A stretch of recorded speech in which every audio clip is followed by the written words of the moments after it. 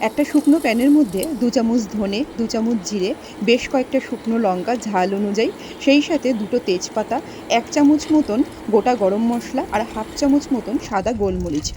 সব কটা মশলাকে আগে একটু হালকা শুকনো খোলায় টেলে নেব। আর গ্যাসের যে ফ্লেমটা একদম লোতে রেখেছি, যাতে কোনো রকমভাবেই একটাও মশলা না পুড়ে যায়। হালকা মচমচে ভাব চলে আসলে এর মধ্যে দিয়ে দিচ্ছি 1 চামচ মতন আমচুর। আমচুর এখানে পাউডার অবস্থায় আমার নেই, এখানে শুকনো আমচুর রয়েছে, ওটাকে একটু টেলে নেব। সেই সাথে 1 চামচ মতন কসৌরি মেথি এখানে দিয়ে দিয়েছি। সব কটা মশলাকে হালকা একদম মচমচে হওয়া পর্যন্ত ভাজবো। খুব সুন্দর একটা গন্ধ বেরালে মশলাটাকে একটা পাত্রে রেখে দেবো মোটামুটি একটু ঠান্ডা হওয়া পর্যন্ত। মশলাটা হালকা ঠান্ডা হয়ে গেলে এবার নিয়ে নেবো একটা ব্লেন্ডিং জারের মধ্যে। সব কটা মশলাকে নিয়ে নিলাম। সেই সাথে এখানে হাফ চামচ দিয়ে দিয়েছি হলুদের গুঁড়ো আর হাফ চামচ দিচ্ছি একটু হিং। সেই সাথে সামান্য একটু নুন দিচ্ছি, এখানে হাফ চামচেরও কম আছে। সব কটা মশলাকে খুব সুন্দর করে একটু ব্লেন্ড করে নেবো, একদম ফাইনভাবে গুঁড়ো হয়ে যাওয়া পর্যন্ত।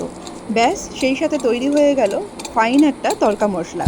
যখনই তড়কা রান্না করবেন এই তড়কা মশলাটা 1 থেকে 1.5 চামচের মতন দিয়ে দিলে তড়কার টেস্টটা কিন্তু একেবারে একদম আলাদা লেভেলে চলে যাবে। এটাকে কাচের শিশিতে রেখে মোটামুটি ফ্রিজে সংরক্ষণ করলে 6 মাস পর্যন্ত ভালো থাকবে, আর বাইরে সংরক্ষণ করলে 1 মাস পর্যন্ত ভালো থাকবে। রিলটা ভালো লাগলে অবশ্যই শেয়ার করবেন। ধন্যবাদ।